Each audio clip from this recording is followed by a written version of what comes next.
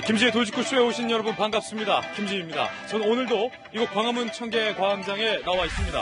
오늘 장맛비 소식이 있는데 서울은 폭염주의보가 내려질 예정입니다. 남부지방과 제주에는 시간당 700mm의 많은 비가 내릴 예정이니까 특히 남부지방에 사시는 우리 시청자분들 비 피해 없도록 만발의 대비를 하셔야겠습니다. 내일부터 시작되는 주말에는 이 장맛비의 영향이 서울과 수도권까지 올라옵니다. 비가 내릴 예정입니다. 고유정이 오늘 현 남편과 대지 조사를 받습니다. 아직까지 풀어야 할 의문점들이 많습니다. 그리고 고유정의 현 남편이 검찰에 제출한 증거들이 있는데 과연 그 증거들은 어떤 것일까요? 어떤 의미일까요? 잠시 후에 상세히 이야기 나눠보겠습니다. 저는 비가 오나 눈이 오나 매일 아침 이곳에서 여러분을 기다리겠습니다. 김진의 돌직구쇼 지금 라이브로 시작합니다. 잠깐만요.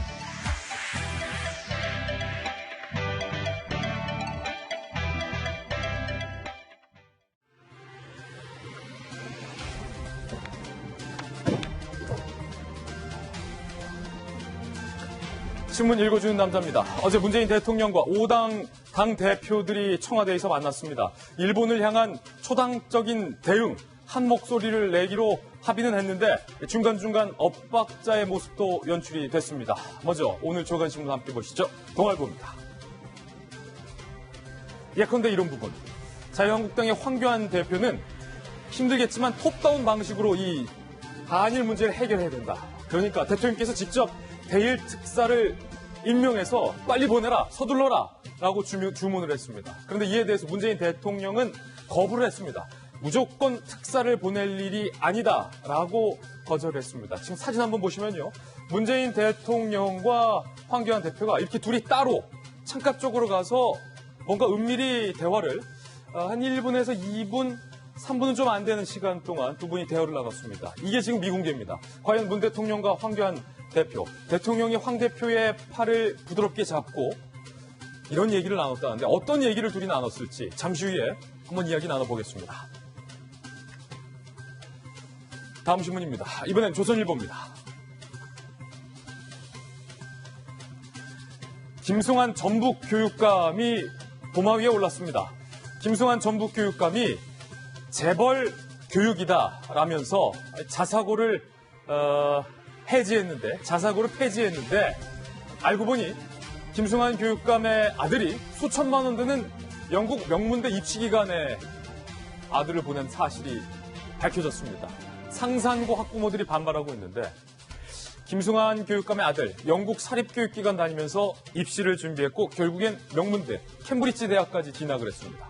그런데 유학원 후기를 써서 이게 들통이 났다는 거예요.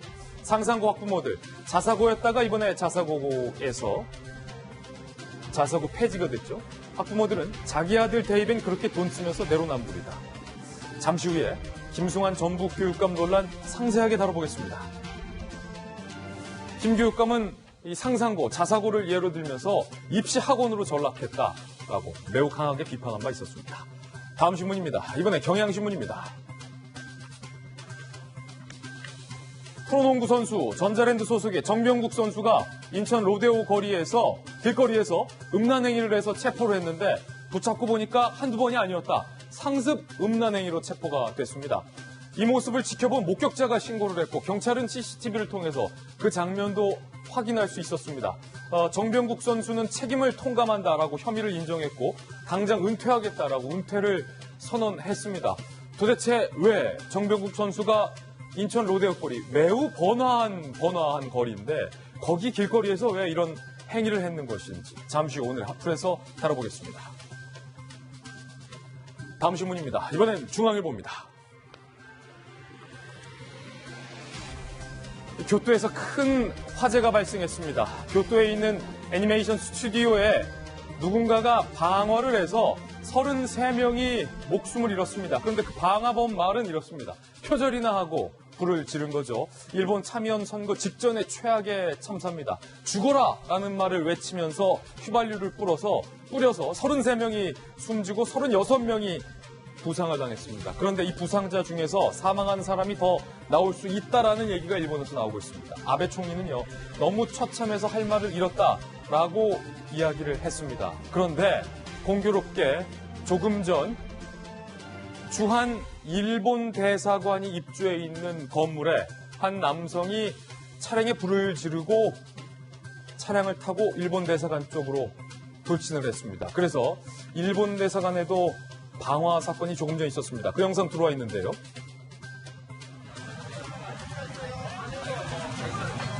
자, 지금 보시는 것은 저희 생활의 오픈 스튜디오에서도 상당히 가까운 거리에 있는 일본 대사관이 입주한 한 빌딩입니다. 지금 보고 계신 저 차량에 한 남성이 차량을 운전하고 일본 대사관이 있는 건물로 돌진을 한 겁니다. 그리고 이렇게 미리 준비해온 액체로 차량에 불을 질렀습니다. 도대체 이 남성이 왜 이런 일을 벌인 것일까요? 다행히 사망자나 큰 부상자는 없었습니다. 상당히 공교롭습니다. 다음 신문입니다. 이번엔 한국일보입니다. 10년 만에 최저 성장 위기에 한은이 조기 금리 인하를 단행했습니다. 그래프 한번 보실까요? 경제 성장률 추이입니다. 지금 보시면 2008년, 2009년에 글로벌 금융위기 때 당시에 한국의 경제 성장률이 0.8, 이때를 제외하고 지금 2.2%로 한국은행이 또 낮춰 잡았다는 겁니다. 10년 만에 최저 경제 성장이 되게 됩니다. 한은의 예측이 맞다면 10년 만에 최악의 경제 성장 상황을 대한민국은 목도하고 있는 겁니다. 결국 시장의 예상을 뒤집고 한국은행이 금리를 내렸습니다. 다음 신문입니다. 이번엔 한겨레 신문입니다. 태풍 다나스가 북상하고 있어요. 지금 사진에 보이시는 것처럼 제주에는 이미 많은 비가 내리고 있고 다나스의 예상 경로도 그 옆에 지금 나와 있는데요. 대한민국의 남부지방을 관통할 것으로 예상돼 있습니다. 21일 오후 3시가 돼서야 한반도를 이 태풍이 벗어나는데요. 서울은 오늘 매우 무덥습니다. 하지만 주말에는 이 태풍의 영향을 받아서 서울, 경기 지방에도 비가 내릴 예정입니다. 특히 오늘과 내일 남부지방은요, 시간당 700mm 이상의 많은 비가 내릴 예상이기 때문에 비 피해 없도록 단단히 준비하시길 바라겠습니다. 지금까지 신문 읽어주는 남자였습니다. 네, 오늘 아침 저와 함께 등판한 등판 선수 소개하겠습니다. 저희 돌직구쇼의 전담 변호사, 탐정 손수호 변호사 나왔습니다. 그리고 저희 돌직구쇼의 명콤비, 서울시 정무부시장을 역임한 민주당의 김영주 전 의원, 여성가족부 장관과 청와대 대변인 출신의 김희정 전 장관 두 분 모셨습니다. 눈에 보이는 모든 것을 의심하고 분석하라 한국이미지전략연구소의 허은하 소장님과 돌직구쇼의 명품 시그니처 김보인 박사님 나왔습니다. 모두 어서 오세요. 반갑습니다. 네, 오늘의 키워드 3가지도 공개하겠습니다. 첫 번째 키워드부터 보실까요? 한 목소리, 문재인 대통령과 5당 대표가 청와대에서 만났습니다. 잘 만났습니다. 일본을 향해서 초당적 대처를 하기로 목소리를 모았습니다. 잘 모았습니다. 그런데 곳곳에서 이견들이 표출됐습니다. 잠시 후 살펴보겠습니다. 두 번째 키워드는 대질. 고유정이 현 남편과 오늘 대질 조사를 받습니다. 현 남편이 증거를 검찰에 제출한 게 있습니다. 과연 무엇일까요? 그리고 여전한 의문점들 잠시 후에 풀어보죠. 세 번째 키워드는 바로 이겁니다. 내로남불. 어제는 조희연 교육감, 오늘은 김승환 교육감의 내로남불 논란이 뜨겁습니다. 내가 하면 로맨스, 남이 하면 불륜, 내로남불. 잠시 후에 이야기 나눠보죠. 김지혜 돌직구쇼, 오늘 탑뉴스를 시작합니다.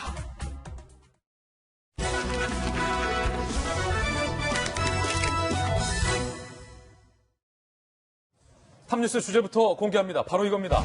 어제 예정됐던 시간보다 더 길게 문재인 대통령과 5당 대표들이 이야기를 나눴습니다. 청와대에서 일본의 이른바 경제 보복에 대해서 초당적인 목소리로 대응하겠다라는 데에 한 목소리를 모았습니다. 그런데 오랜만에 이 대표들이 한자리에 모였기 때문에 곳곳에서 신경전도 펼쳐졌습니다. 유승진 기자가 취재했습니다. 청와대 본관 인왕실에 모인 5당 대표들. 각자 당 색깔 넥타이를 메고 왔는데 오랜만에 만남이어서인지 어색함이 흐릅니다. 오랜만에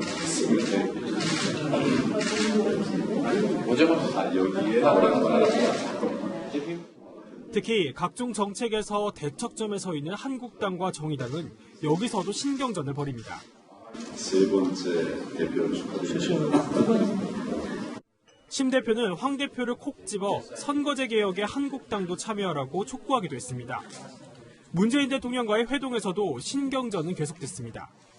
가장 지금 시급한 것은 역시 추가 경정 예산을 좀 최대한 빠르게 그리고 원만하게 처리하는 것이라고 생각합니다. 현장에서는 정부의 소득주도 성장 정책에 대해서 많은 부작용을 우려하고 있습니다. 우리 경제 정책의 대전환에 결단을 해 주실 것을 말씀을 드립니다. 기왕 이제 말씀이 나왔기 때문에 그 추경안을 빨리 통과시키는 것이 매우 중요합니다. 지금 추경안에는 통과되지 않으면 여러 가지 어려운 점들이 많이 있습니다. 이날 회동에서는 경제부터 안보, 노동개혁, 그리고 선거제 개편과 개헌까지 다양한 현안이 논의됐습니다. 채널A 뉴스 유승진입니다. 문재인 대통령과 5당 대표들이 참으로 많은 이야기들을 나눴습니다. 합의문은 비록 아니지만 공동 발표문에 합의에 이르렀는데요. 이 공동 발표문 과연 어떤 내용일까요? 함께 보시죠. 자, 문재인 대통령과 5당 대표 회동 공동 발표문입니다. 첫 번째, 일본은 경제 보복을 철회하고 외교로 나와라. 대통령과 5당 대표들이 일단 제일 먼저 목소리를 높인 것은 바로 한 목소리로 임하던 겁니다. 일본 경제 보복 멈추고 대화하자. 일본에 대한 메시지를 촉구했고요. 두 번째, 여야는 정부의 적극적 외교 노력을 촉구하고 대통령은 실질적인 대책을 마련한다라는 것에 대해서 대통령과 황 대표를 포함한 5당 대표들이 입을 모았습니다. 세 번째, 정부 여야의 초당적 협력, 범국가적 차원의 비상협력기구를 설치하고 운영하겠다. 그러니까 청와대는 청와대끼리, 야당은 야당끼리 하는 게 아니라 청와대 여야 할 것 없이 한 목소리로 범국가적 차원의 기구를 만들겠다는 것에 합의를 이루었다는 거죠. 네 번째, 정부는 여야와 위기 극복을 위해서 소통과 통합을 노력하겠다. 그러니까 자기 정치 안 하겠다는 거예요. 총선 앞두고 자기 정치 안 하고 적어도 일본 문제에 대해서는 야당과 솔직하게 얘기하고 야당도 정부와 솔직하게 얘기할 건 얘기해서 소통과 통합을 노력하겠다라는 것에 공동 발표문을 5당 대표와 대통령이 작성을 했습니다. 자, 김영주 의원님, 네. 지금 합의한 내용들, 공동 발표한 내용도 보고 계시는데 어떻게 평가할 수 있겠어요? 우선은 1년 4개월 만에 네. 어쨌든 그 일본 문제를 통해서 만났습니다만은 빨리 만났어야 되는데 이 만남이라고 하는 것은 어쨌든 만남 자체가 큰 의미를 가진다라는 생각이 들고요. 이렇게 만나니까 일단은 일본 때문이긴 합니다만 보기는 좋네요. 네, 보기도 좋고 국민들로부터도 좀 국민들이 국회를 오히려 걱정하는 그런 상황인데 어쨌든 이런 모임을 통해서 국민의 걱정을 좀 줄여들 수 있다. 그다음에 자주 만나야 돼요. 대통령이 원하는 것, 또 당대표들이 원하는 것을 허심탄회하게 논의할 수 있다라고 하는 측면에서 굉장히 큰 의미 있는 만남이었다고 생각되고 예. 그럼에도 불구하고 청와대가 조금 사전에 이 대표님들을 모시기 전에 예. 미리 물 밑에서 이렇게 논의를 좀 줄여서 만났으면 더 좋았지 않았겠나 하는 그런 아쉬움이 듭니다. 결국 실제적으로 다 만났습니다만은 결과적으로 갈 때 자기들의 어떤 스스로에 대한 평가나 코멘트는 달라서 예. 우리가 꼭 봐야 될 것은 일본이 이 모습들을 지켜보고 있다는 거예요. 그렇죠. 일본이 보고 우리가 있다. 정말 진정한 의미의 실질적으로 또 명목적으로 한 목소리로 한 몸체다, 초당적이다라는 것을 느낄 수 있게 해야지 이게 임팩트가 있는 건데 네. 결국 모습은 초당적인 것처럼 보이지만 각자 도생하겠다는 모습을 보이면 또 적전 분열이 되기 때문에 적정 분열돼서는 절대 안 된다. 예, 지금이라도 지금 말하자면 국가적 차원의 어떤 비상협력기구 설치에 형식적인 것이 아니라 실질적인 또 그야말로 서로에게 도움이 되는 또 내부적으로도 그렇고 국가적으로 도움이 되는 그런 대안들을 빨리 만들었으면 좋겠다는 생각이 듭니다. 맞습니다. 그러니까 지금 한 번 만난 것에서 그치면 안 돼요. 보여주기로 그치지 말고 꼭 이렇게 카메라 없더라도 자주자주 만나고 제1야당 대표와 대통령도 만나고 여당 대표와 야당 대표도 만나서 일본과 관련된 문제에 있어서는 우리 정부 여야가 한 목소리를 국익을 위해서 함께 머리를 맞대는 모습을 계속 보여주시기를 부탁드립니다. 곳곳에서 이견도 표출됐습니다. 제일 큰 이견은 4야 대표가 요구했던 특사를 보내라 라는 것과 관련해서 대통령은 특사를 보내지 않겠다라고 거부를 했습니다. 목소리로 직접 들어보시죠.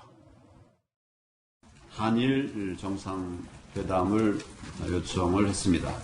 그리고 산업과 경제를 이끄는 기업들의 손실과 우리 경제에 닥칠 후폭풍을 반드시 막아야 하기 때문에 서둘러서 특사를 파견할 것을 대통령에게 요청했습니다. 한일 정상회담과 또 특사 파견, 이것에 대해서 대통령께서도 공감을 표하고 실질적인 대책을 마련하기로 했습니다. 한일 정상회담 개최를 요구를 했고 특사 파견을 요구를 했습니다.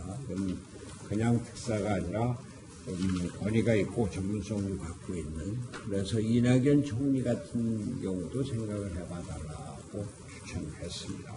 한일 외교의 원로 또 전문가들로 구성된 범국가적인 대책회의를 구성을 해서 일본과 소통의 기회를 넓혀달라고 요구를 했습니다.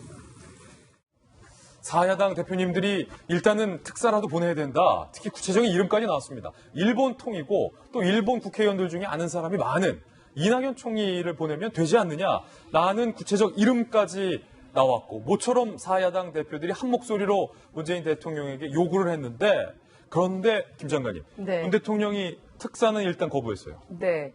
일단 영원히 안 하겠다라는 뜻은 아닌 것 같고요. 지금 타이밍이 아니다라고 이제 청와대는 판단을 하고 있는 것 같습니다. 그 이유 중에 하나가 이제 화이트리스트 배제하는 이제 결과 발표가 바로 이달 말에나 다음 달 초에 나올 가능성이 있기 때문에 만약에 특사를 보내서 잘 해결이 되면 좋지만 이게 최종적인 일본의 액션이 다 나오지 않은 상태에서 우리가 쓸 수 있는 카드 중에 유용한 카드를 써버리는 거에 대한 부담감이 있으셨던 것 같아요. 저는 그래서 어제는 비록 합의문에 그 내용이 들어가지 않고 대통령께서 유보적으로 말씀을 하셨지만 유력하게 쓸 수 있는 카드로 반드시 검토는 해주셨으면 하는 바람입니다. 일본이 카드를 쓰기 전에 먼저 특사를 보내서 그 카드를 못 쓰게 막는 게 실리적인 이익 아닙니까? 뭐 그런 의미에서 제가 속한 한국당을 비롯해서 여러 야당들은 더 큰 사건 터지기 전에 특사 보내자라는 의미였는데 예. 아마 청와대는 그것과 상관없이 일본의 추가 보복은 진행될 것으로 하여간 그런 정보를 가지고 판단을 했다라는 느낌을 받았습니다. 그래서 중요한 거는 조금 장기전에 대비하고 있지 않은가라는 생각을 받았고, 어제도 보면 이제 외교적 협력이라든지 단기적으로 빨리 해야 되는 조치에 대해서도 많이 얘기를 한 반면 청와대 같은 경우는 조금 더 장기전에 돌입하는 듯한 모양을 받았기 때문에 그 연장선상이지 않나라고 생각합니다. 그리고 특사의 종류에도 일본에만 특사를 보내서 되는 건 아니고요. 사실 어제도 나왔지만 미국의 특사를 보낼 필요도 있어요. 이게 네. 한미일 동맹 관계도 있고 역시 안보 문제도 여러 가지 섞여 있기 때문에 그런 것도 있고, 역시 지금까지 G20 회의에서도 왜 한일 정상회담이 없었을 때부터 약간 좀 이렇게 느낌이 안 좋았잖아요. 그렇기 그때부터 느낌이 안 때문에 좋았는데. 예, 한일 정상회담도 했으면 좋겠다라는 걸 강조했어요. 그래서 저는 오늘 사실 대통령과 이런 그 각 당의 이 차이에 대해서 강조를 하는 것보다 일단 어떻게 우리가 첫 술에 배부르겠습니까? 그래서 합의됐던 거라도 지금 당장 오늘 오전부터라도 민간 협력 비상 협력 기구 하는 모습을 착착착 보여주는 게 일본 사람들한테 예. 저 사람들은 말로만 하는 게 아니구나라는 생각이 들 것 같고요. 저는 회동도 2차 회동, 3차 회동, 5당 대표회담이 계속 갔으면 좋겠어요. 그럼요. 네이밍도 제가 제안을 할게요. 어떻게 해요? 이름을 뭐라고 칠까요? 이기자. 이기자. 예. 누구 이겨야 되는지는 아시죠? 예. 그리고 이기자. 이런 기회를 자주 갖자. 이런 기회를 자주 예. 그래야지 일본 애들이 이 문제에 있어서만은 대한민국 똘똘 뭉치는구나. 거의 뭐 저녁에 건배사 같은 제목을 또 아침에 그런데 주셨어요. 예. 좋아요. 이런 기회도 자주 이기자. 가지고 또 어디 가야 되는지 모일 때마다 다짐도 하고. 이기자. 예. 그래서 오늘은 차이점보다는 네. 공통점에 더 주력을 했으면 하는 저는 바람입니다. 이 기자보다는 비 기자가 훨씬 더 덕이 많다고 봅니다. 비기자. 예. 왜 비겨요? 좀 더 글로벌적인 차원에서 모두가 이기는 방식을 도모하는 것이 이기는 것이고, 이기자, 비기자. 우리가 이기자라고 하면 저기도 이기자라고 나오면 더 서로 피만 터진다. 피만 터진다. 비기자, 잘 풀자 이런 건데 과연 대통령은 어제 만남에 만족했을까요? 손학규 대표에게 물어봤는데 대통령은 만족하지 못했던 것으로 알려졌습니다. 왜? 들어보시죠. 문재인 대통령한테 내가 거의 만족하십니까? 만족 안 한다고. 저게 안 들어가서 그런 것 같아요. 추경. 그렇습니다. 대통령은 이런 걸 계기로 해서 추경이 확 풀렸으면 했는데 이 자리에서 추경 문제를 해결하려고 하는 것은 좀 아닌 것 같아요. 문재인 대통령이 만족하지 못했다라는 소감을 손 대표에게 밝혔다는 건데 어제 황교안 대표와 문재인 대통령이 단둘이 이야기하는 장면도 포착이 됐는데 그 그림이 있습니까 혹시? 함께 보시죠. 자, 이게 지금 비공개예요. 과연 문 대통령이 창가 쪽으로 지금 청와대 이 전망이 상당히 좋잖아요. 김현배 박사님, 과연 네. 두 분이 무슨 얘기를 나눴을까? 너무 짧은 시간이었습니다. 뭐 한 2분이 채 안 되는 시간이었기 때문에 간단한 덕담 정도로 주고받지 않았겠는가라는 생각이 되고요. 사실은 원래 청와대에서는 저녁을 전혀 준비하지 않았다 그랬거든요. 근데 마지막에 문재인 대통령이 이 저녁을 좀 먹고 가는 게 어떻겠냐라는 얘기를 했는데 황교안 대표를 비롯한 여러 대표들이 거절했다고 하지 않습니까? 거기서 뭐 저녁 먹자라는 말 하진 않았을 것 같아요. 밥 먹고 가라라는 얘기를 하지는 않았을 것 같고요. 황교안 대표가 애당초부터 모두 발언을 통해 가장 세게 얘기했던 것 중에 하나가 적폐청산 얘기를 하기도 했습니다. 예. 지금 작금의 일본의 위기 상황 속에서 대한민국 국민들이 협치로 똘똘 뭉치자라고 하는 대통령의 제안이 있었고 황교안 대표가 애당초의 얘기와는 다르게 처음에는 1대1 회담을 고수했는데 조건, 형식 아무것도 따지지 않겠다라고 무조건 회담에 참석을 했습니다. 그러면서 얘기를 했던 부분 중에 하나가 이렇게 협치를 하기 위해서 우리를 대화의 파트너로 인정할 수 있는 모습들을 보여야 되는데 그런 측면에서 이제는 좀 대결의 정치를 극복해야 될 필요가 있겠다라는 얘기를 수차례 얘기한 바가 있거든요. 아마 문재인 대통령에게도 이제는 좀 적폐청산 등에 대한 야당과의 싸움은 멈추고 대한민국 국민이 통합해서 미래로 가기 위한 노력이 필요하지 않냐라는 얘기들을 좀 하지 않았을까 생각이 되고요. 문재인 대통령도 황교안 대표와 좀 자주 이런 만남을 가졌으면 좋겠다라고 하는 의지들을 저 짧은 시간 안에 어떻게 좀 녹여서 얘기하지 않았을까 개인적인 바람을 한번 얘기해 봅니다. 일단 확인된 건 문 대통령이 황 대표에게 이런 말을 했다는 건 확인이 됐어요. 저녁 먹고 가라. 물론 지금 저 두 분이 저렇게 단둘이 얘기할 때 이런 대화가 있던 건 아닙니다. 단둘이 있는 사진에다가 저희가 그 이후에 대화를 좀 얹은 건데 문재인 대통령이 회담 마칠 무렵에 모두 함께 좀 저녁이나 먹고 가자. 그러니까 황 대표가 제가 약속이 있어서 그랬는데 궁금한 건 지금 저 두 분이 단둘이 저렇게 2분 정도 사실은 90초가 짧다면 짧을 수도 있지만 김병민 박사님 90초 길다면 또 무지하게 길 수 있거든요. 무슨 얘기를 나눴을까? 제가 보기에는 핵심 아주 짧게 얘기를 하는 게 어제 강조했던 걸로 봐서 문 대표님께서 문 대통령께서 그러니까 문 대통령께서 추경 도와주십시오. 뭐 이렇게 했을 가능성이 높고 황 대표님께서는 외교 안보 라인 재검토가 필요한 것 같습니다. 경질해달라. 네, 요 뭐 경질이란 단어보다 하여간 그렇게 각각 진짜 꼭 하고 싶었던 말 정도는 주고받지 않았을까라는 생각을 해봅니다. 그래서 회담 끝나고 제 기자들이 황 대표에게 직접 물어봤습니다. 그때 둘이서 단둘이 무슨 얘기 나누셨나요?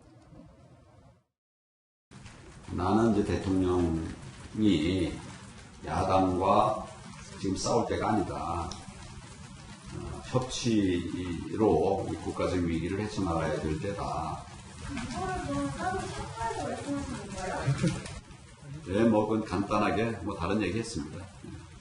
오늘 대통령이랑 단둘이서 잠깐 이야기 나누셨다고 알고 있는데 뭐 그건 그냥 대통령과 둘이 잠깐 나눈 이야기로 이해해 주십시오. 과연 저 두 분이 단둘이 뭐라고 얘기했는지 황 대표가 절대로 이야기하지 않는데 뭔가 은밀하고 긴밀한 이야기를 두 분이 나눈 것으로 좀 보이는데 요거 취재되면 저희가 언제든지 자세하게 보도해드리겠습니다. 궁금하네요. 왜 또 둘이 이야기를 나눴을지 상당히 궁금해집니다. 김 의원 혹시 아세요? 아니 뭐 정말 그 황 대표 말을 그대로 보면 제가 청와대에 있을 때는 이랬는데 지금은 좀 이 모습이 달라졌네요. 예. 공사비가 얼마나 들었습니까? 공사비가 얼마나 들었습니까? 이런 리모델링 얘기를 비용을 물어봤을 것이다. 할 수 있을 것 같은데요. 뭐 실제로는 아마 적폐청산과 관련된 얘기 있을 수도 있고 적폐청산. 윤석열 그 후보자 임명에 대해서 예. 너무 걱정 마시라. 야당 탄압 아니다. 방금 또 김 의원 얘기한 대로 추경 필요하다. 그런 정도의 공감대 말씀이 있었지 않았겠나 싶습니다. 그러면서 이제 서두에는 리모델링 얘기도 생각하십니다. 과연 두 분이 어떤 이야기 나눴을지 상상에 맡겨보겠습니다. 이번엔 저희가 준비한 두 번째 이슈를 공개하겠습니다. 바로 이겁니다. 오늘 고유정이 현 남편과 대질 조사를 했습니다. 현 남편은 이미 검찰에 어떤 것들을 증거로 제출했습니다. 잠시 후에 그 증거 내용도 살펴볼 텐데 검찰은 그 증거 중에 일정 부분을 상당히 유의미한 증거로 여기고 수사를 하고 있는 상황입니다. 먼저 고유정이 현재 제주 교도소에 수감이 되어 있는데 어떻게 지내는지가 오늘 마침 전해졌습니다. 함께 보시죠. 제주지검 관계자를 통해서 고유정의 수감 생활에 관련된 내용이 오늘 나왔어요. 고유정이 첫 번째는 독방을 요구했다는 거예요. 나 독방 달라. 사실은 뭐 독방이 뭐 호텔도 아니고 룸 달라고 해서 주는 그런 게 아니죠. 근데 고유정은 독방을 요구했었다. 하지만 극단적 선택 등의 이유로 불허했다. 그렇죠. 이거 허락하지 않은 거 잘한 거예요. 다른 재수자들과 함께 원만하게 지내고 있다. 그러면서요. 고유정이 밥도 잘 먹고 인사도 바르게 잘한다. 다만 TV에 자기 얼굴 나오는 것을 상당히 아직도 부담스러워한다라고 제주지검 관계자가 이야기를 했습니다.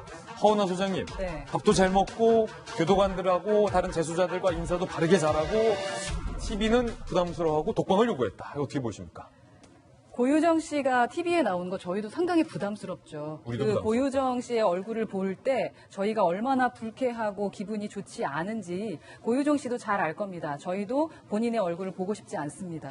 그리고 고유정 씨의 저런 수감 생활과 어떻게 지내고 있는지까지도 우리가 알아야 될 정도로 얼마나 본인이 큰 사고를 치고 지금 교도소에 들어갔는지를 좀 자각하셔야 될 것 같아요. 예, 그런데 독방 요구하고 인사도 잘하고 뭐 바르게 잘 지내고 있다라는 말이 고유정 씨와 이 언어 매치가 되는지 공허하게 들려요. 예. 인사 바르게 잘한다. 그렇죠. 그런 생각 정말 많이 들고 예. 기존 사진들과 뭐 그 후의 사진들도 보고 여러 가지 저희가 이야기 나눴었는데 상당히 불편합니다. 상당히 불편하다. 네, 그냥 본인 그대로의 모습을 교도소에서만이라도 좀 보여주고 이제는 고유정 씨 이야기 저희도 듣고 싶지 않습니다. 예, 아니 손소 변호사님, 독방을 요구했었다라는 부분도 상당히 이례적인데 보통 수감되는 재소자가 나 독방 달라라고 요구하는 경우는 사실 드물잖아요. 종종 있긴 해요. 예. 원래 그 형집행법에 보면 원칙이 이른바 독방, 독거 수용입니다. 독거 수용. 그런데 현실적으로 여건이 좋지 않기 때문에 법과 정반대로 원칙적으로 혼거 수용을 하고 아주 예외적인 경우에 이제 독방을 사용할 수 있게 하는 그렇죠. 독거 수용이 이루어지고 있는 상황인데 요구는 할 수 있죠. 뭐 요구하는 것 자체를 본인도 다른 그런 재소자들과 함께 부딪히는 게 쉽지 않으니까 그런 요구를 할 수 있었겠습니다만 교정당국에서 잘 판단을 해서 대응을 한 것으로 보입니다. 불허한 거다. 네. 여러 가지 이유 때문에 잘한 것 같은데 고유정의 현 남편과 오늘 고유정이 대질 조사를 갔습니다. 앞서 현 남편이 이러한 증거를 검찰에 제출한 것으로 확인됐습니다. 여러 가지 증거를 냈는데 첫 번째 증거, 현재 살고 있었던 남편이 제출한 거예요. 고유정이 전 남편과의 연애 편지와 커플링 등등을 지퍼백에 넣어서 보관하고 있었다. 그런데 현 남편과 재혼을 했는데 그것까지 고유정이 가져왔다는 거예요. 상당히 이례적이고 뭔가 평범하진 않아요. 일상적이진 않아요. 헤어진 전 남편과 이별한 전 남편과의 연애 편지 커플링을 폐기하지도 않고 고스란히 지퍼백에 넣어서 보관을 하고 있었다. 그리고 현 남편과 재혼했는데 그걸 고스란히 갖고 왔다. 간직했다. 현 남편이 이거를 증거로서 제출했다는 건데 지금 허은하 소장님, 유족들은 이런 것처럼 시신 일부도 고유정이 지퍼백에 보관하지 않았느냐라는 어떤 의심을 지금 하고 있는 상황이잖아요. 고유정이 저걸 왜 간직했을까? 그러니까 유족들이 그렇게 의심을 하는 부분에 대해서 저희는 좀 일부 이해를 합니다. 왜냐하면 사람은 잘 안 바뀌어요. 그리고 그 습관을 바꾸는 게 상당히 어렵기 때문에 대부분은 어렸을 때 이제 간직한 그 습관, 그 부분을 계속 유지하는 경우가 많잖아요. 그렇다면 모든 것을 저렇게 지퍼백에 뭔가 간직했던 사람이라면 혹시라도 우리 아들의 그 무언가도 이렇게 간직하지 않았을까? 라는 것을 충분히 의심할 수 있을 거라고 생각합니다. 유족들 입장에서는 충분히, 왜냐하면 지금 뭐 시신의 일부가 전혀 온데간데 감쪽같이 사라진 상황이기 때문에 그렇죠. 이런 커플링도 고유정이 지금 지퍼백에 이게 실제 커플링이에요. 고유정이 보관해온, 그러니까 본인이 죽인 전 남편과 있었던 커플링을 지퍼백에 넣어서 보관했던, 아니 상당히 지금 뭐랄까요? 좀 소름 돋는 그런 장면이 아닐 수가 없습니다. 왜 저런 거를 보관했을까? 상당히 의문이에요. 이 장면을 보면서 저는 문득 생각이 네. 드는 게 얼마 전에 이 고유정 씨가 제주도에서 현 남편을 살해하기 전에 이 약물을 먹고 쓰러져 있는 상태 속에서 여러 군데 그 시계도 마찬가지로 사진을 찍어서 기록을 남겼던 그러니까요. 것을 아마 많은 분들이 보셨을 겁니다.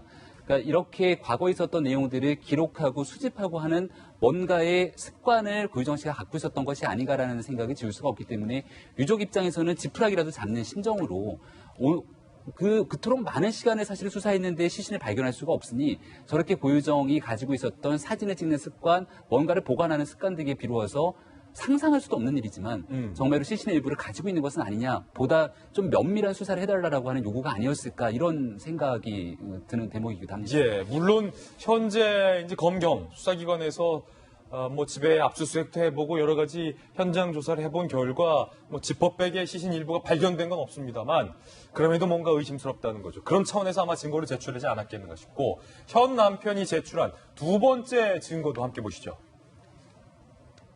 고유정이 이건 감췄다라고 보는 거예요. 감춰놓은 거예요. 졸피뎀 복약 스티커. 그러니까 고유정이 처방전을 받아서 구매한 졸피뎀 수면제 약통에 붙어있던 스티커. 여기에는 고유정이라는 이름도 있겠고 언제 처방받았는지 날짜도 있겠죠. 그 스티커를 딱 떼서 물티슈의 뒷면에 딱 붙여서 숨겨놨던 거예요. 근데 이거 경찰이 찾아내지 못했던 바로 이 모습입니다. 고유정 5월 17일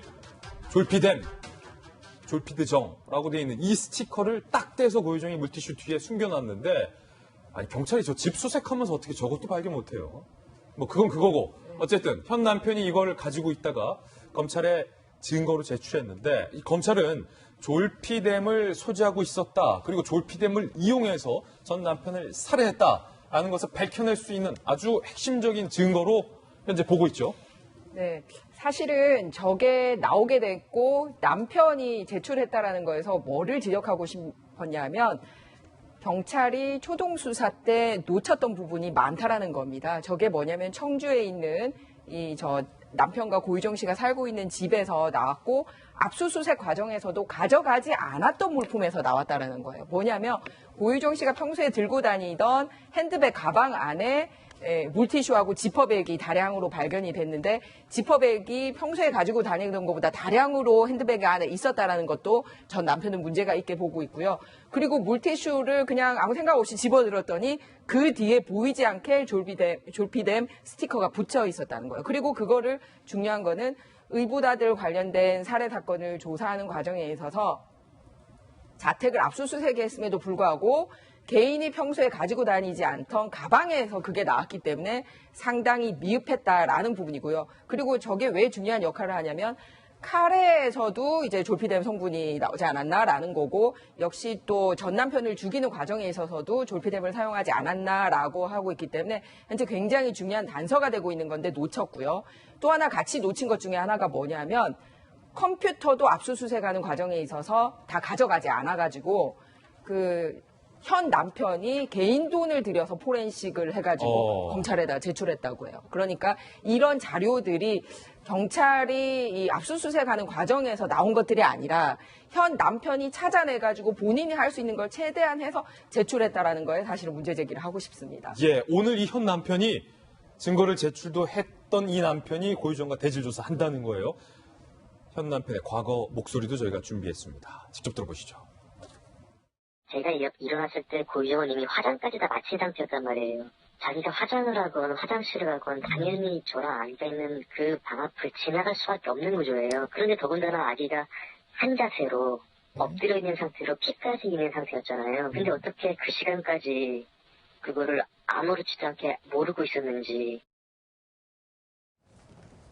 자, 검찰이 고유정과 현 남편을 대질 조사하는 이유는 단 한 가지입니다. 의붓 아들의 수상한 의문스러운 죽음과 관련돼서 고유정에게 제기된 혐의가 사실인지 아닌지를 밝혀내기 위해서입니다. 오늘 대질 조사를 포함해 앞으로 검찰의 수사에서 밝혀내야 할 의문점들 저희가 정리해봤습니다. 이겁니다. 자, 제발 이대로만 수사를 해주세요. 이것만 좀 밝혀주세요.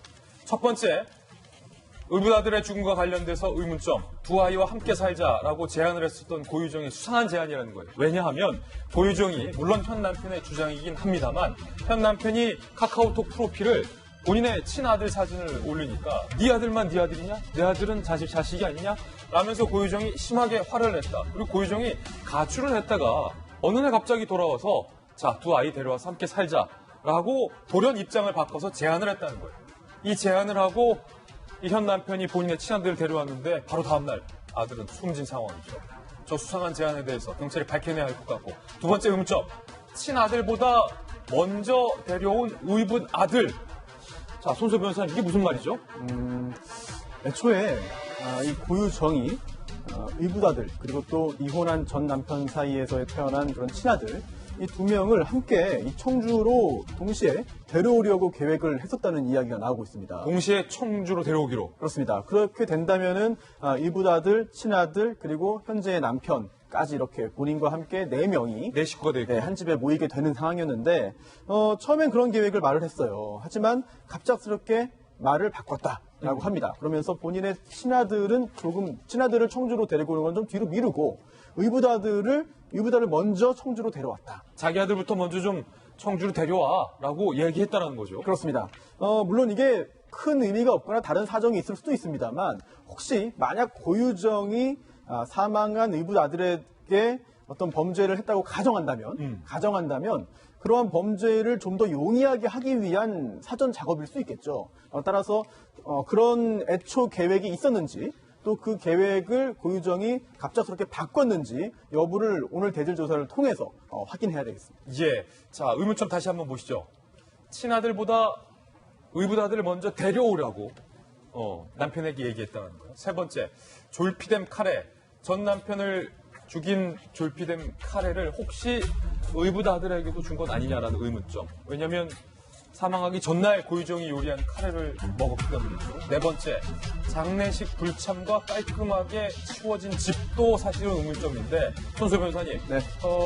의붓아들의 죽음과 관련해서 고유정이 장례식에 불참하지 않았고 어떻게 보면 현장 보존이 우선인데 그 의붓아들이 흘렸다는 피와 시트도 고유정이 깔끔하게 치웠다는 거잖아요. 그렇습니다. 우선 장례식에 불참했는데요. 너무 슬퍼서 참석하지 못했을 수도 있고 또는 그다지 슬프지 않아서 참석하지 않았을 수도 있고 또는 그 시간에 다른 작업을 해야만 했기 때문에 참석 못했을 수도 있습니다. 이와 관련해서 이 장례식이 이루어지는 그 시점에 고유정은 집 청소를 했어요. 그리고 그 집 청소를 단순히 정리정돈으로 그친 것이 아니라 당시 그 아이의 사망한 그런 의붓아들의 피가 묻어있던 의불 등이 모두 다 없어졌거든요. 그렇다면 고유정이 만약 어떠한 범행을 저질렀다고 가정한다면 이거 역시 그 후에 본인에 대한 불리한 증거들을 이제 감추거나 또는 증거들을 인멸한 것으로 볼 수 있습니다. 그렇다면 도대체 당시에 이 침대는 또 침대 시트는 어떤 상황이었는가 여기에 대해서도 입장이 좀 갈려요. 우선 경찰은 이렇게 말했습니다. 사망한 의붓아들 사체의 입 주변에 소량의 피가 흘러나왔다. 라고 말을 했는데요. 하지만 한 언론사가 입수한 그런 현장 사진을 보면 입 주변에 소량의 피라고 보기에는 너무 혈흔이 커요. 면적이. 예. 그리고 또 이제 친부의 이야기를 전하면 이 피가 상당량이었고 또한 그 아예 그 침대의 매트리스를 적실 정도였다라고 말을 하거든요. 그렇다면 경찰의 주장과 경찰의 발표와 그리고 친부의 주장 사이에 어떤 것이 타당한지 그 부분들을 확인해야 되겠고 상당히 중요한 부분이에요. 그렇습니다. 그리고 만약에 피가 상당량이었고 또한 증거가 많이 남을 정도였다면 이거는 그 질식에 의해서 사망할 때 나올 수 없는 정도의 그 출혈이다라는 판단이 나올 수도 있거든요. 그렇다면 그런 부분에 있어서의 어떤 의심을 사전에 차단하기 위해서 고유정이 장례식에 불참하고 집 청소를 하고 여러 가지 정리정돈을 한 것이 아니냐 이런 의심을 할 수 있기 때문에 당시 상황이 어땠는지 장례식 불참 사유는 무엇인지 그때 무엇을 했는지 등등에 대해서 오늘 대질 조사가 이루어질 것으로 보입니다. 예, 그리고 다섯 번째 의문점은 바로 이겁니다. 만약에 질식사라면 도대체 무엇에 의한 질식사이냐? 이 부분이 지금 사실은 나오지 않았잖아요. 네, 굉장히 중요한 내용 중에 하나라고 볼 수 있는데요. 국가수 부서 부검 결과로는 일단 질식사로 추정이 되는데 여기에서 이 죽은 의붓아들의 몸에서 약물이 나오지도 않았고 그리고 외상이나 장기 손상은 없었다는 겁니다.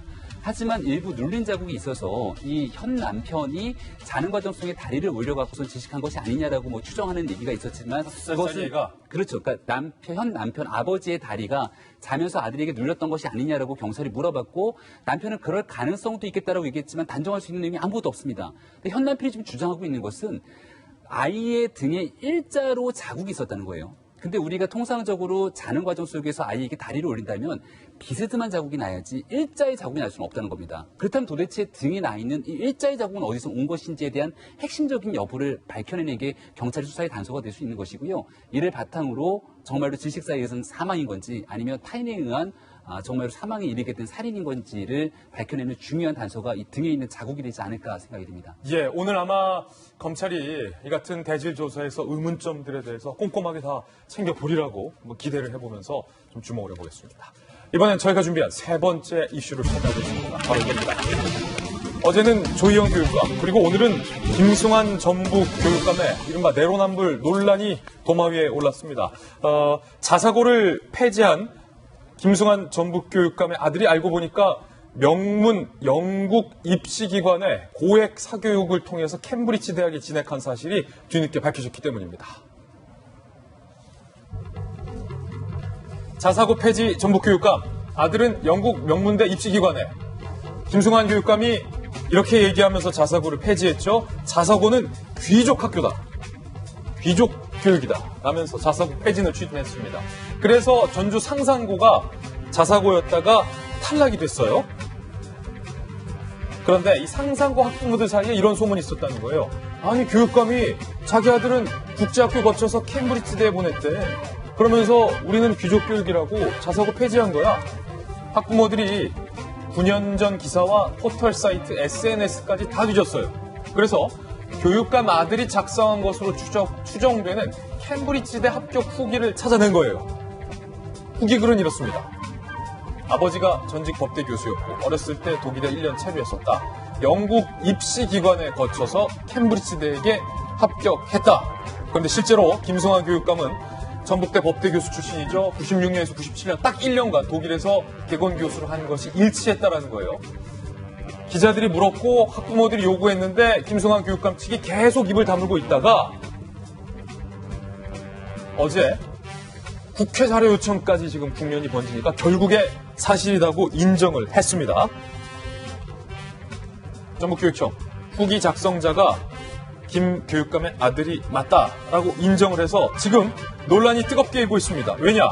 김 교육감 아들이 다녔다는 고액 사립교육기관의 비용 때문이에요.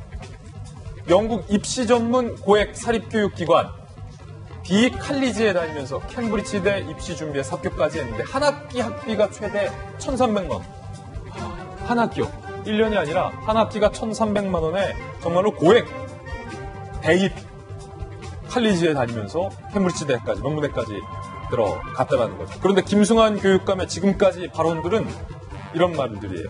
자사고 특목고는 귀족 학교다. 상산고는 오로지 입시학원으로 변했다. 부조리한 상황을 바로잡기 위해서 자사고 폐지가 절실하다. 상산고 학부모들은 반발하고 있습니다. 목소리 들어보시죠. 상산고가 좋아서 왔고 상산고 교육방침이 좋아서 왔지 돈이 많아서 온 게 아닙니다. 아이들이 선택한 학교를 지켜주기 위해서 왔습니다. 이 사회에 암세포인 양 도려내고 싶어하는 상산고가 그냥 무생물이 아닌 17살, 18살, 19살 아이들이 다니는 학교입니다. 본인이 선택한 학교라는 이유로 사회 악으로 치부되는 그 아이들 상처 저는 애도합니다. 김 장관님. 정말 이중성에 치 떨립니다, 지금. 아니, 본인이 자기 자식 잘 키우고 싶은 마음은 세상 부모들 다 똑같은 거 아니에요. 그런 마음에서 김승환 교육관이 본인이 할 수 있는 능력 한도 내에서 애를 그렇게 보냈으면서 왜 다른 부모들은 그렇게 못하라고 하는 이런 이중성에 정말 너무너무 진짜 치 떨린다는 말밖에 못하겠어요. 그런데 그 중에 하나가 뭐냐면 이제 지역 여론을 어떤 식으로 부추겼냐면요. 상산고 우리 지역 애들이 가는 데가 아니에요. 지역 인재 가는 데 아니라 전국 단위에서 오기 때문에 우리 지역에도 별로 도움이 안 돼요라는 식으로 지역 여론을 만들었거든요. 그러니까 지역 인재에 맞지도 않는 왜 그런 학교가 우리 동네에 있어야 되냐라고 얘기를 했는데 그러면은 영국에 그 애 보낸 거기 학교는 지역 인재들 가는 학교라서 그렇게 보냈나요? 같은 나라에서 다른 동네 저기 원하는 교육 찾아가는 거에 대해서도 그런 식으로 얘기해놓고서는 본인은 가방 싸들고 저기 바다 건너까지 저 지구 반대편까지 보내면서 그런 얘기를 했다라는 게 정말 이해가 안 되고요. 한 학기에 1,300만 원이면 엄청 비싸네요. 네, 그리고 또 하나가 이제 귀족 학교 운운하면서 자사고 얘기를 했었는데 그 비용하고는 비교가 될 수도 없어요. 그리고 또 하나가 뭐냐면은 이 자사고가 입시 학교로 전락한 거다라고 얘기를 했는데 그러면 본인의 자녀가 보낸 저기 보딩 스쿨이더라고요. 그러니까 기숙학교 거기도 말만 칼리지로 되어 있었지 사실상 그 입시 학원으로 얘기했는데 그럼 거기나 학문하는 학교라서 보냈습니까? 완전히 찍기 가외 캠브리지 보내려고 찍기 가외 하려고 보낸 거 아니에요.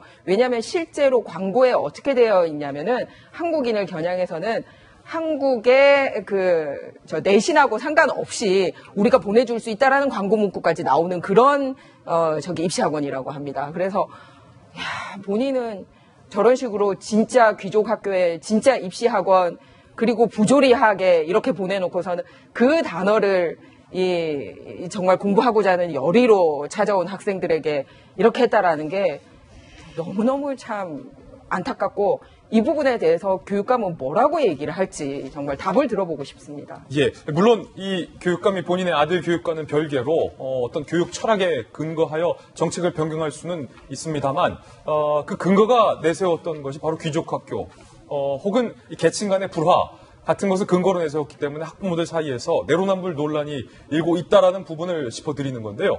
김승환 교육감뿐만이 아니었습니다. 조희영 교육감도 논란의 대상입니다.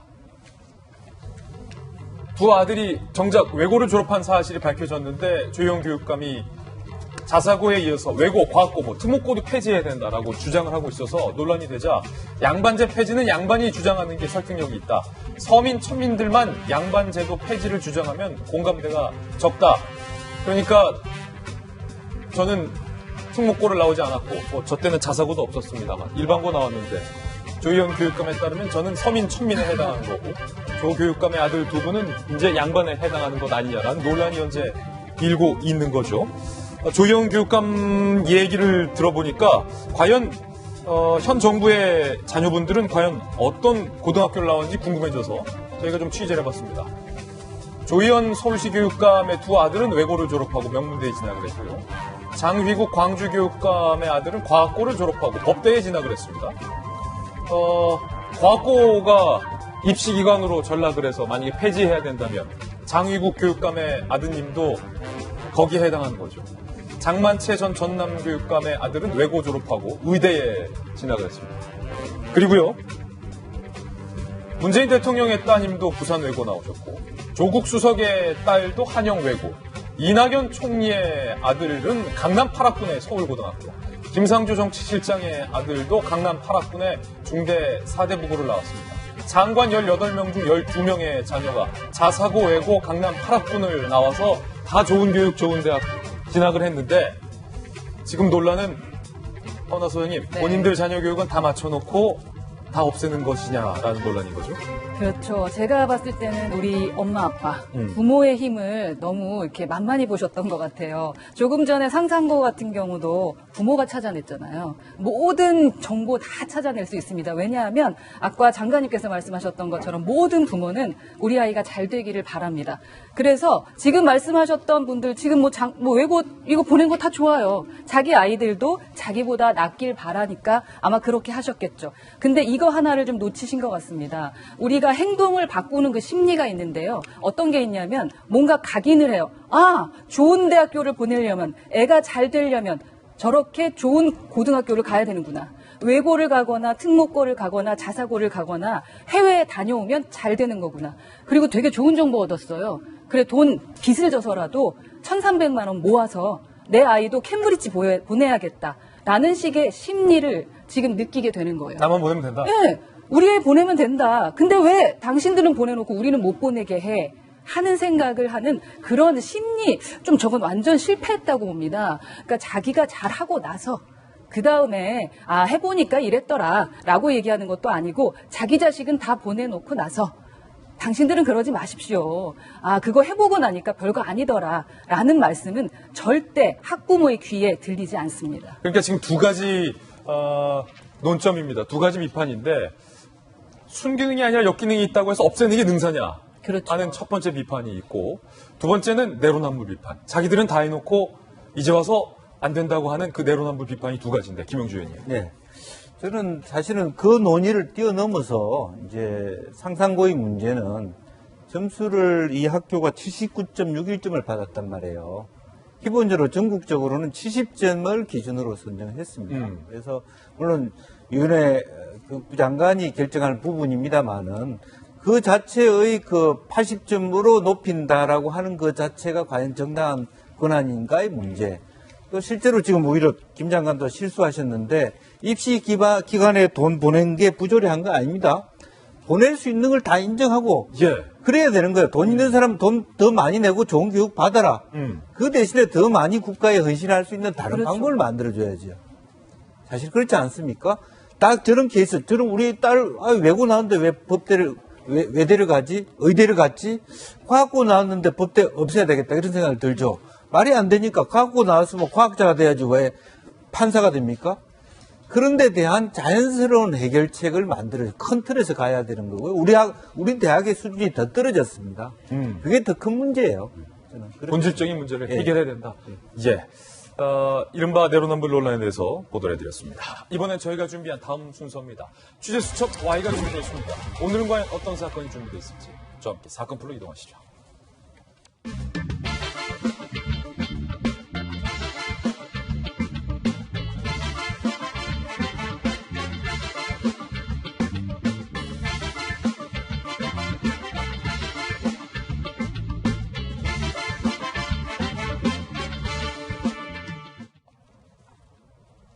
취재수첩 Y입니다. 오늘은 동국대 경찰사법대학교의 곽대경 교수님 나왔습니다. 어서 오세요. 네, 안녕하세요. 그리고 손 변호사님과 함께하겠습니다.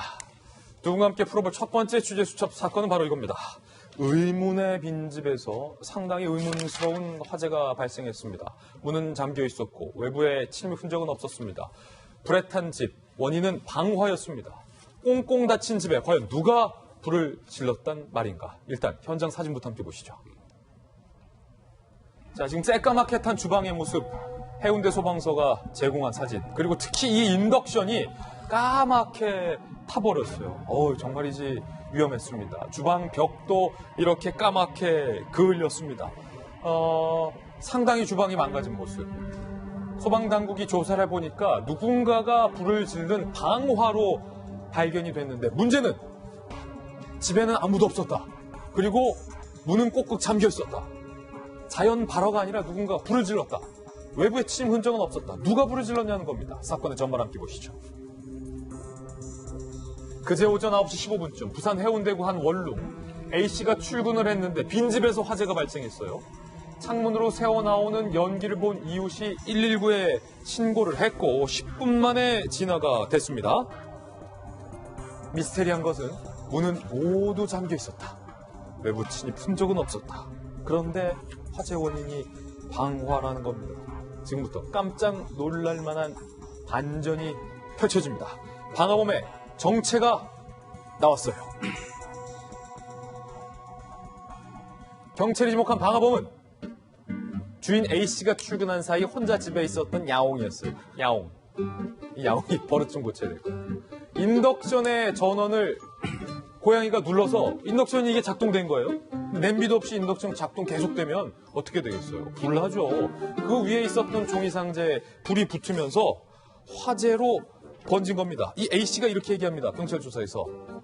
예전에도 저희 집 야옹이가 그 전기레인지 버튼을 눌러서 불이 날 뻔한 적이 여러 번 있었다. 라고 경찰 조사에서 실토를 한 겁니다. 결국 범인은 고양이였어요. 그런데 이뿐만이 아니에요.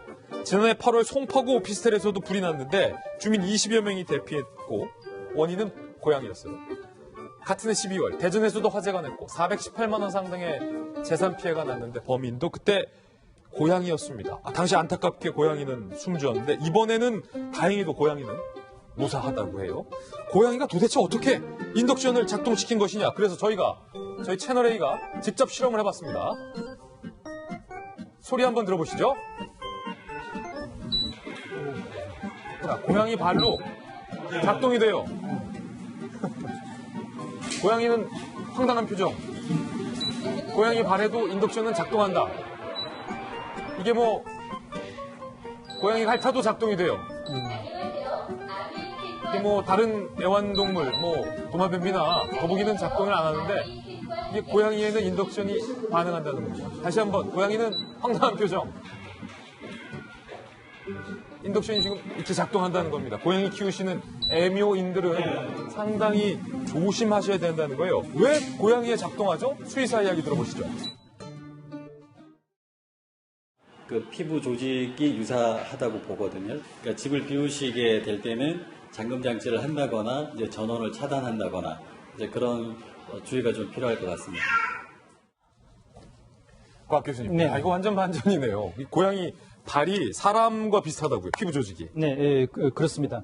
사실 이번에 이제 화재가 나고 나서 외부에서 사람이 침입한 적은 없었다. 예. 그래가지고 사람이 들어온 적은 없는데 그런데 생물체가 있었던 거예요. 예. 이제 고양이가 이제 그 역할을 한 건데요. 지금 전기 레인지 같은 경우는 사람들이 굉장히 이제 편리하다. 그래가지고 가스 레인지보다 최근에 많이 사용을 하고 있는데 인덕션들 요즘 많이 바꾸세요. 예. 그런데 여기는 굉장히 이제 이 버튼을 누르는 이 터치가 굉장히 간단합니다. 그렇기 때문에 어떤 뭐 힘을 필요로 하는 게 아니고 고양이도 이제 간단하게 이제 터치를 함으로써 저게 이제 작동을 한 거예요. 그런데 이 주인이 이런 일이 여러 번 있었던 모양입니다. 네. 그래서 자기 딴에는 조심을 한다고 그 인덕션 위에다가 이제 종이 상자를 놔뒀는데 유감스럽게 이제 고양이가 이제 그걸 치우고 이제 누르는 바람에 오히려 종이에 종이 상자에 불이 옮겨 붙으면서 이제 커졌고요. 위에 이제 후드까지 이제 불이 난 이제 그런 상황인 거죠. 그래서 결국은 단순히 이렇게 할 게 아니라 아예 전원을 갖다가 빼든지 아니면 코드 자체를 갖다가 완전히 이제 차단을 해두고 외출하는 게 필요하다고 생각을 합니다. 그렇군요. 이게 고양이 발이 사람의 피부 조직과 비슷하다. 그래서 사람이 누르는 것으로 인덕션이 인식을 한다는 건데 여태까지 뭐 사례가 고양이 화재 사례가 꽤 있었어요, 인덕션. 근데 왜 강아지는 없나요?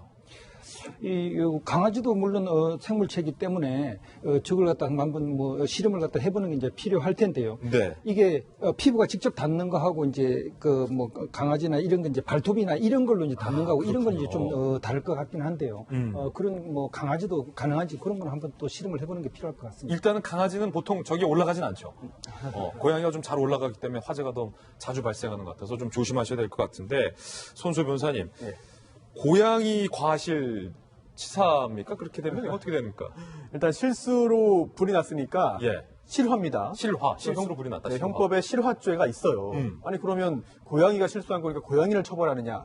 그렇진 않고요. 고양이는 형벌을 받을 능력이 없으니까 고양이를 기르는 주인의 실수입니다. 고양이 주인의 실수다. 네, 따라서 그 주인이 실화죄를 범한 거예요. 특히 또 스스로 이야기했듯이 과거에도 이 고양이 때문에 불 날 뻔했다. 그걸 알면서도 적절한 조치를 취하지 않고 외출했기 때문에 발생한 화재이기 때문에 이 부분은 실화죄를 범한 것으로 볼 수 있고요.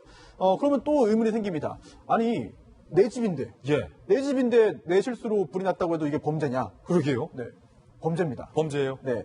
화재라고 하는 것은 굉장히 위험한 것이고, 또한 공공의 위험을 이제 야기한 경우에는 상당히 큰 재산적인 피해, 또 인명 피해가 발생할 수 있거든요. 따라서 본인 소유의 또는 본인이 임차해서 점유하고 있는 그런 그 주거 내에서 발생한 그런 화재라 하더라도 실화죄에 해당하고요. 조심해야겠네요. 네. 다만 지금 이 사건 같은 경우에는 실제로 수사기관이 뭐 형사적인 책임을 묻지는 않기로 그렇게 했습니다. 왜냐하면 다른 그 피해자가 발생하지도 않았고 또한 피해가 상대적으로 경미하고 또한 그 이른 시간 내에 소화가 됐기 때문에 형사적인 책임을 묻지 않기로 일단 방침을 세웠다고 하는데 하지만 수사기관에서 책임 묻겠다라고 한다면 이 부분은 형사처벌을 받을 수밖에 없는 상황입니다. 이거 뭐 고양이들한테는 올라가지 마라고 법적으로 규제할 수가 없기 때문에 곽 교수님 네. 요즘 계속 이런 유사 화재 사건들이 고양이로 인한 네네. 계속 빈도가 지금 많아지고 있기 때문에 인덕션 회사들에서 뭔가 좀 묘안을 내놔야 될 것 같아요. 네, 그렇습니다. 예. 고양이의 이제 발바닥 이게 예. 사람의 손의 구조와 이제 비슷하다. 그리고 이제 그 밑에는 고양이 같은 경우 또 이제 땀샘이 있으니까. 고양이 발바닥에 예. 땀샘이 있어요. 예, 그래서 이제 저 인덕션 기계는 이것을 사람의 손과 같은 걸로 인식을 했기 때문에 저렇게 같이 이제 버튼이 이제 작동이 된 거 아닌가 그렇게 파악되기 때문에 이걸 좀 변경할 필요가 있다고 생각을 합니다. 예.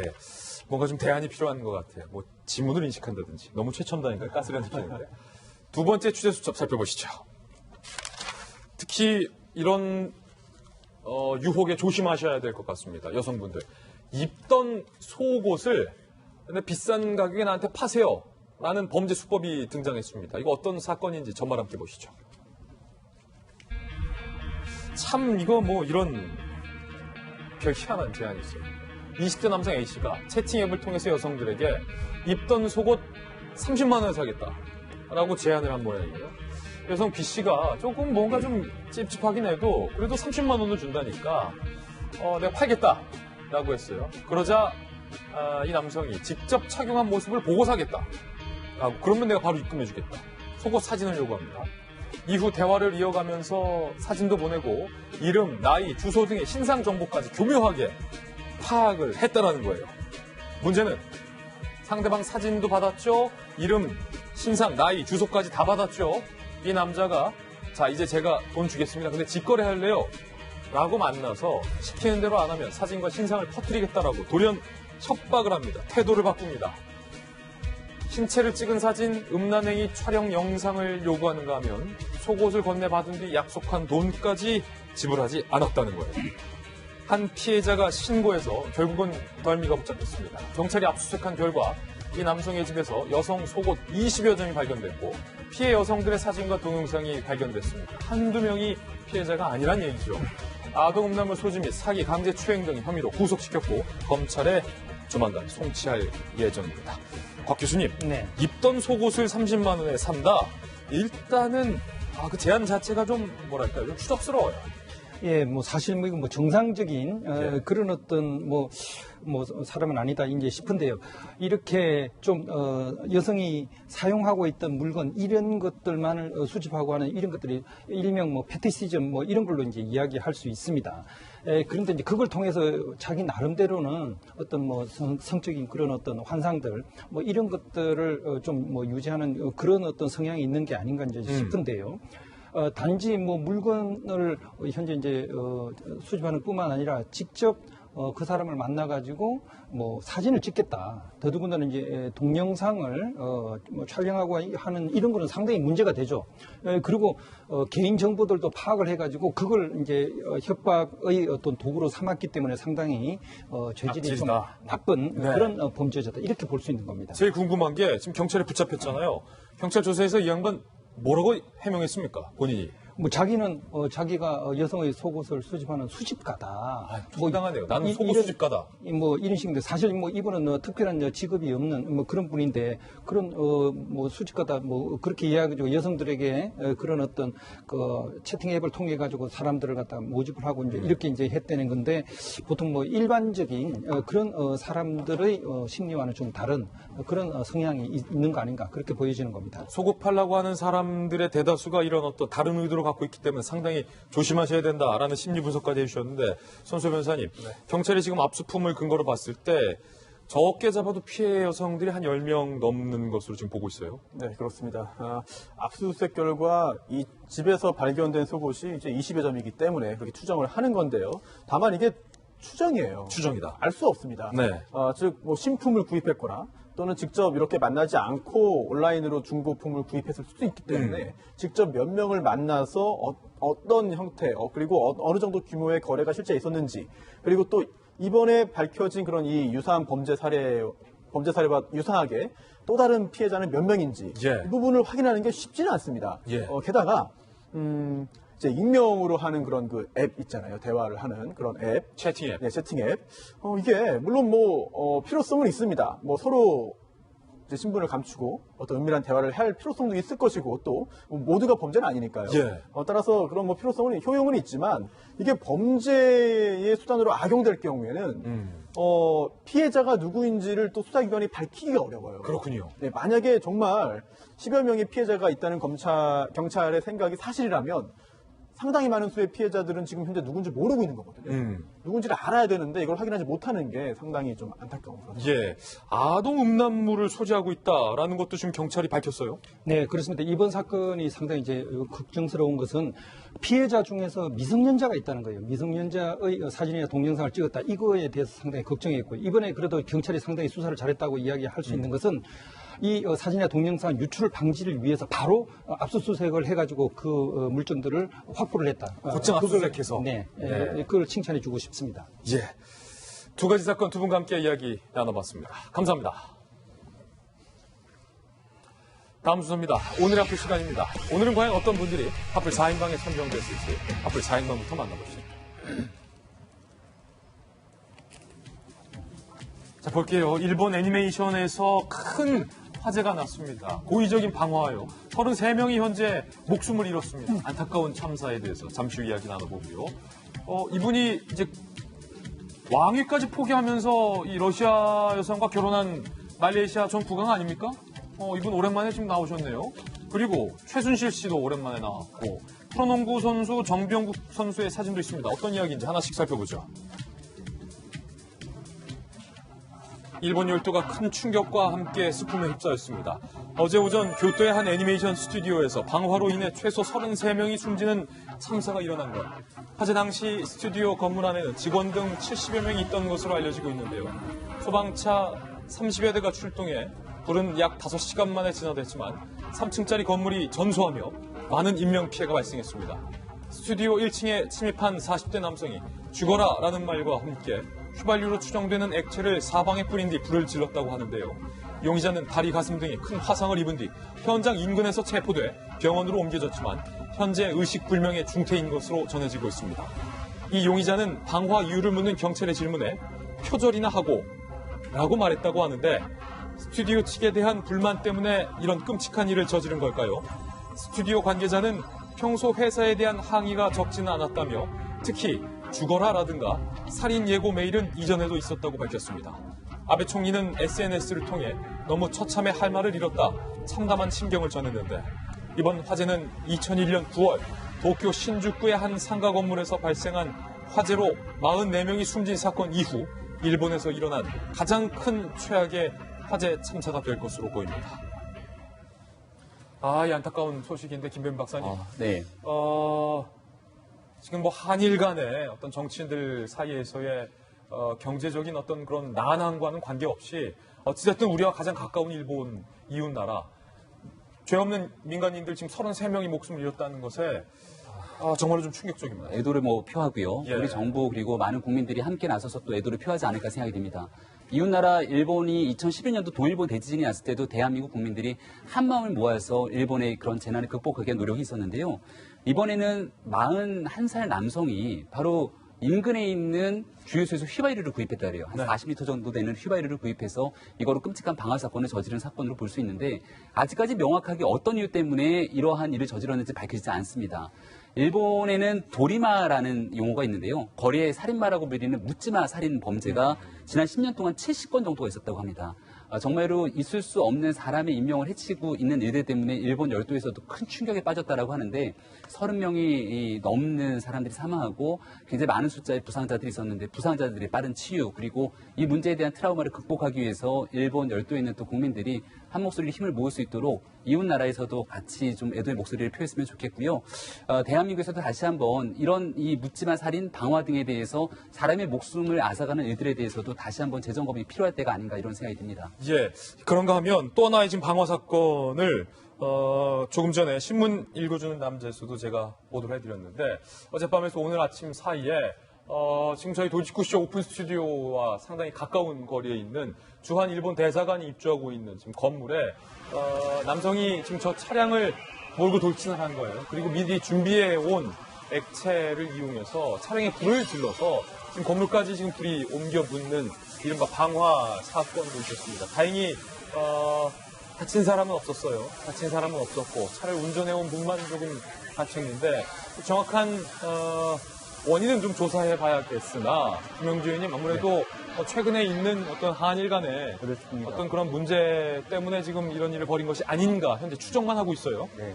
특히 이제 21일 열리는 참여연 선거를 앞두고 아베가 전국을 다니면서 선거유세 중에 그래가지고 이번 선거는 말하자면 124명을 뽑는 굉장히 큰 어떤 아베로서는 자위대의 평화군 일반적인 국민 보기를 위한 굉장히 중요한 선거가 될 텐데 그렇기 때문에 더욱더 말하자면 아베의 선거 기법도 말하자면 노스탈자를 자극하고 과거의 어떤 남성 중심적인 부분까지를 자극해가는 특히 이제 민족 감정에 대한 특히 극우들의 집중을 원하는 것 같습니다. 그러다 보니까 이제 최근에 일어난 어떤 징용 문제라든지 가구사 문제를 덜먹이는 한국 정부에 대한 비판이 일본의 극우 세력 속에 있을 수 있다라고 보여지고요.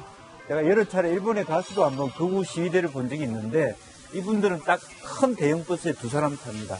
한 사람 운전하고 한 사람이 마이크를 들고 차가 50대 국방 영토 문제라든지 큰 문제다 그렇게 이론이 많은 것처럼 네네 그렇게 하거든요. 그래서 그런 부분에 대다수 많은 국민들은 아주 평상심을 갖고 살고 계시지만 일부의 저런 분들이 꼭 어느 나라에나 존재할 수 있다 그렇게 생각합니다. 예, 특히 이제 일본 교토 한 애니메이션 이번 방화 사건으로 33명의 목숨을 잃었고 부상이 36명. 부상자 중에서 사망자로 옮겨질 가능성도 현재까지 있다고 하니까 많은 일본 국민들이 상심과 충격에 빠졌을 텐데 정말로 마음속 깊은 애도의 뜻을 저희 돌직구쇼도 일본 국민들께 전하겠습니다. 자, 이번엔 두 번째 앞을 만나보시죠. 사랑을 위해 당신은 무엇까지 포기할 수 있는가? 왕위까지 포기한 분이죠. 글쎄 저는 왕이 아니기 때문에 포기할 왕위가 없어서 그것까지 안 되겠으나 러시아 국적의 모델과 결혼식을 올렸던 무함마드 5세 말레이 전 국왕. 그런데 영원할 것 같았던 이 세기의 로맨스가 불과 1년 만에 끝이 났다는 소식입니다. 현지 시간으로 17일 말레이의 한 언론 매체가 이들의 이혼 소식을 전했는데 무함마드 5세 부부가 지난달 22일 싱가포르 법원에 이혼 신청을 했고 이달 1일 이혼이 확정됐다는 사실을 복수의 소식통에게 확인했다라면서 밝힌 거예요. 그런데 지난 5월에 아들을 출산한 뒤에 정말로 우리는 행복하다, 뭐 왕 없어도 행복하다 라고까지 밝혔는데 왜 이렇게 이혼을 했는지 의문이에요. 무함마드 5세 부부 결혼 2달여 만에 불화설이 제기됐었지만 아내인 리하나의 임신 사실이 공개된 뒤 불화설이 잦아들기도 했었습니다. 말레이 왕실은 이들 부부의 이혼 소식에 대해 공식 확인도 부인도 하지 않았습니다. 24살의 나이치 아이와 또 비밀 결혼 그리고 아들의 출산까지 파란만장했던 왕위도 버린 이들의 사랑의 유효 기간은 단 1년이었던 걸까요? 모처럼 만의 안타까운 이야기예요. 좀 왕위까지 버렸으면 끝까지 잘 살지. 왜 이혼했을까? 지금 방금 사랑의 유효기간 말씀하셨잖아요. 진화생물학자가 그걸 연구를 했어요. 아, 그래요? 예, 근데 정말로 사랑의 유효기간이 1.3개월이에요. 그럼 너무 비극적이잖아요, 이 세상이. 그런데 결혼한 부부는 조금 더 깁니다. 예. 결혼해서 이제 아이가 만약 없으면 한 4년에서 7년인데 아이가 있으면 기니까 걱정하지 않으셔도 될 것 같습니다. 이게 좀 많이 길어야 될 것 같은데.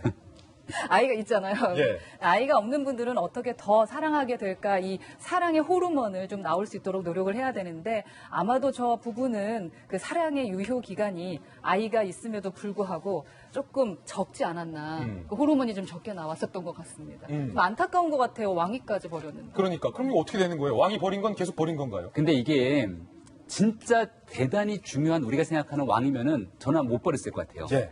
그러니까 말레이시아에 여러 주가 있는데 그 주에서 돌아가면서 왕위를 하는 겁니다. 그러니까 왕의 유효 기간이 있기 때문에 그 유효 기간이 있는 중간에 이제 벗어던진 상황으로 볼 수가 있고요. 왕이 가지고 있는 권력은 사실은 실권은 크지 않다 그래요. 하지만 여기서 이제 클라탄 주의 술탄이라고 불리는 이 말레이시아 전 국왕인데 그러면은 본인은 사랑을 위해서 왕위를 버릴 수 있지만 그 주 입장에서는 돌아가면서 우리 주가 탄생시킨 왕인데 얼마나 참 통탄한 마음이 들까라는 생각이 들기도 하거든요. 예. 저는 여기서 든 생각이 세계 로맨스라 그러면서 전 세계가 와 왕위까지 버릴 정도로 로맨스라고 얘기를 했는데 우리가 세계 로맨스라고 얘기했던 송중기, 송혜교 커플도 결국 별별 소식을 전하지 않습니까? 아하, 예. 그래서 너무 이 세계의 커플 이렇게 좋은 게 아니구나. 바로 내 옆에 있는 진짜 소중한 사람과의 만남들을 잘 이끌어가야 되는데 예. 그런 측면에서 진정한 사랑을 잘 찾지 못했던 사람들이 아닐까라는 생각이 문득 들었습니다. 그러니까 이 세계의 커플 운운하지 말고 옆에 있는 사람의 소중함을 좀 느껴라. 그렇죠. 네. 왕위 뭐 이런 게 중요한 게 아니라는 거죠. 네, 그렇습니다. 사실은 작년 11월 달에 재작년인가요? 그 결혼을 했고 1월 달에 왕위에 복귀를 하고 바로 퇴임을 했습니다. 예. 완전히 버린 것도 아니고요. 완전히 버린 것도 아니다. 하다가 버렸다. 네. 그리고 실제로는 이게 아까 김병인 박사 얘기했습니다만 9개 주의 통치 술탄들이 돌아가면서 5년마다 하는 부분이기 때문에 물론 다음 돌아올 때까지 한 40년 더 살아야 된다는 얘기겠습니다만은 그런 것이 중요한 게 아니겠죠. 다만 실제로 이 술탄이 별로 그렇게 건강하지 못했고 또 나이 차이나 문화 차이, 이 모스크바 출신의 미모를 가진 어떤 옥사나라는 부인을 이렇게 서로 같이 살아가기에는 여러 가지 육체적, 정서적, 문화적으로 많은 차이가 있었던 거 아닌가. 그것을 극복하지 못했을까? 올해 5월 달에 나온 아이 이후에 문제가 더 발생했다라고 하는 건 또 다른 비밀이 있고요. 또 신기한 것은 또 말하자면 싱가포르 법원, 즉 무슬림 법원에서 지금 이혼 조정 기관을 갖고 있는 것 같습니다. 예. 자, 이번에 세 번째 하플 주인공 만나보시죠. 오랜만에 하플에 나왔습니다. 최순실 씨입니다. 국정농단 사건으로 구속 기소돼 상고심 재판 중인 최순실이 구치소 목욕탕에서 넘어져서 이마 봉합 수술을 받은 것으로 전해졌습니다. 약 5cm가량이 찢어져 무려 28바늘을 꿰맸다는데 최순실 측은 구치소 안에서 운동량이 적다 보니 힘이 부족해서 넘어진 것 같다고 전했습니다. 변호인의 말 들어보시죠. 다리 힘이 없으니까 넘어진 거야. 그리고 왜 이렇게 나는 일이 안 풀리냐고 내군이 닥치느냐 이런 얘기지.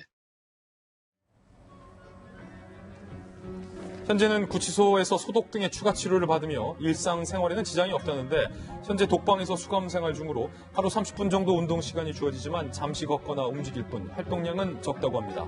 한편 최순실은 현재 본인 건강도 매우 좋지 않은 와중에도 박 전 대통령 건강에 대한 우려를 많이 하고 있는 것으로 전해지고 있습니다. 프로농구 선수 정병국이 도심 한복판에서 음란 행위를 한 혐의로 체포됐습니다.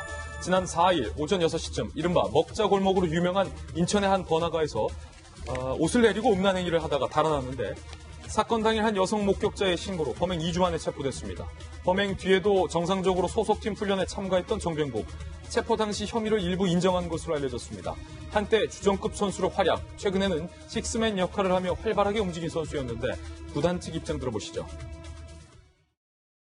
저희도 이런 부분은 또 처음이라 정우 선수도 모범적인 선수였고 그런 건 전혀 없었습니다. 하지만 정병국 선수의 음란 행위가 한두 번이 아니었다는 사실이 밝혀지며 논란은 더욱 거세지고 있습니다. 올해 초부터 수차례 같은 장소에서 음란 행위를 한 사실이 추가로 확인된 건데요.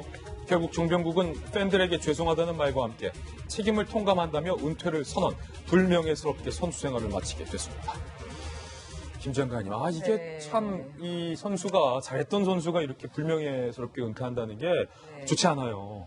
정말 안타깝죠. 그런데 이제 제가 드리고 싶은 말씀은 저렇게 범죄 행위로까지 가기 전에 치료를 받았어야 했어요. 치료를 받았어야겠다. 네, 지금 정병국 선수는 환자인 거예요, 얘기를 하자면. 환자다. 네, 그래서 저는 사실 선수들 관리해주는 데 있어서 선수의 기량 관리라든지 그런 체력적인 관리 이외에 정신적인 관리나 억압 상태에 대해서도 컨트롤하지 못한 거에 대해서 참 안타까워요. 그리고 수차례 저렇게 했고 같이 집단 생활을 할 정도면 본인도 인식을 하고 있고 가까운 누군가는 이미 알 수 있는 상황인데 그걸 치료하지 못했기 때문에 결국은 이렇게 이제 처벌까지 받게 되는 거거든요. 선수 생활도 못하고. 그렇기 때문에 저는 이제 노출증이고요. 일종의 성적 도착증의 하나입니다. 그런데 단순하게 이렇게 노출하는 정도에서 그치는 게 아니라 점점 노출의 강도가 심해져야지만이 본인이 거기서 흥분하고 또 거기서 심리적 안정을 얻게 되는 거예요. 그래서 점점 행위의 강도가 심해지는 거거든요. 그런데 이제 노출증에서 그치지 않고 더 큰 안정감과 흥분감을 동시에 느끼기 위해서는 이제 음란 행위까지 하게 되면 이거의 재질은 더 나빠지게 되는 겁니다. 예. 그래서 그냥 노출했을 경우에는 과다 노출에 의해서 경범죄 정도로 처벌을 받게 되지만 이제 행위를 하는 경제까지 이르게 되면 형법상 이제 공연음란죄까지 가게 되는 거거든요. 예. 그러니까 마음이 아픈 사람이다라는 거를 빨리 인식을 하고 치료를 할 필요가 있어요. 우리 어릴 때만 해도 사실은 여중여고 다녀가지고 그때는 학교마다 바바리맨이 있었어요. 예. 예. 그런데 같은 거네요. 예, 그렇습니다. 근데 최근에는 이제 워낙 사회적 분위기도 이제 많이 하고 해서 없어졌는데 그럼 그런 사람들이 다 치료가 됐느냐라는 게 아니라 저런 식으로 다 숨어 있는 환자들이 있다라는 얘기거든요. 그래서 뭐 체력을 기르고 뭐 이런 것도 중요하지만 마음이 아픈 거에 대해서 치료를 하는 또 사회적 분위기가 되었으면 좋겠다라는 말씀을 드립니다. 특히 저 인천 로데오 거리가 상당히 번화한 거리예요. 뭐 백화점들도 두세 개 있고 큰 뭐 정부기관도 있고 또 인천 뭐 유흥가 번화가 거리가 위치해 있고 사실은 저 인천 저 고을동에서 상당히 많은 사람들이 찾는 곳이기 때문에 참 이게 언젠가 누구에게 목격이 될 수도 있다라는 생각을 정교욱 선수도 아마 하지는 않았을까. 그렇죠. 한 번이 아니었대잖아요. 그랬으면 사실은 소속사 차원에서도 관리를 했어야 된다라는 그 장관님의 말씀에 저도 동의를 합니다. 왜냐하면 세계적인 트렌드예요. 세계의 유명 그 선수들을 키우는 소속사들이 그들의 평판 관리를 어떻게 하느냐, 기량만 갖고 하는 게 아니라 관계를 정말 잘 하느냐, 사람과의 관계, 그다음에 SNS 어떻게 관리하고 있느냐. 그런 것까지? 네, 그럼요. 그런 관리를 해서 혹시라도 뭐 모욕적인 발언을 하거나 자신의 평판, 브랜드 가치를 떨어뜨리는 일이 있으면 경고를 줍니다. 뿐만 아니라 건강 관리는 당연한 겁니다. 그 건강은 신체의 건강뿐만 아니라 정신, 마음의 건강도 있다라는 것을 생각하시고 앞으로 소속사들이 여러 측면에서의 선수 관리가 필요할 것으로 생각이 듭니다. 예, 많은 프로농구 팬분들이 아마 충격을 좀 받았을 것 같습니다. 저희는 60초 광고 후에 힐링 뉴스로 돌아오겠습니다. 잠시 후 저와 함께 힐링하시죠. 뉴욕 맨해튼의 석양이 지는 어느 날 아름다운 천상의 하모니가 울려 퍼졌습니다. 그 천상의 하모니 직접 듣보시죠.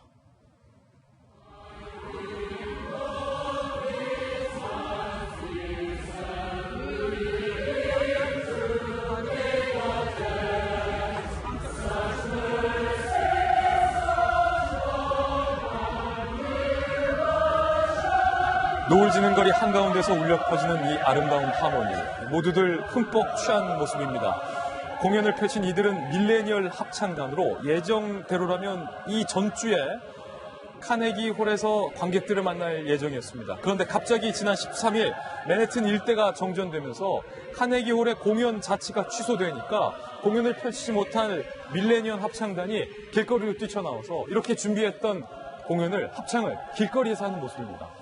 진정한 프로페셔널은 반주가 있든 없든 전기가 들어오든 안 나오든 어디서든 이렇게 유감없이 감동을 전할 수 있는 게 진정한 프로페셔널이 아닐까라는 생각이 들어서 비록 카네기 홀이 아니라 카네기 홀 인근의 길바닥이었지만 그 감동은 배가 됐던 것 같아서 아름다운 이 하모니를 우리 시청자분들에게도 들려드리고 싶은 욕심에 저희가 오늘 한번 힐링 뉴스로 준비를 해봤습니다. 그런 의미에서 저희 돌직구쇼도 조명이 꺼지고 마이크가 꺼져도 목이 터져라 여러분에게 언젠가 그런 날이 오면 방송하겠지만 오해된다는 것을 다짐하면서 오늘의 힐링 뉴스를 마무리 지을까 합니다. 벌써 주말이네요. 여러분들 이번 한 주도 정말 고생 많으셨습니다. 특히 우리 남부지방에 살고 계시는 돌직구 시청자분들 주말까지 태풍 비 소식 피해 없도록 각별히 조심하시기 바라겠고 우리 서울과 경기 수도권 사시는 돌직구쇼 가족 여러분들은 이 무더위에 건강 잃지 않도록 각별히 조심하시기 바라겠습니다. 저희는 다음 주 월요일 아침에 인사드리겠습니다. 오늘 하루는 분명 어제보다 나을 겁니다. 좋은 하루 되십시오. 고맙습니다.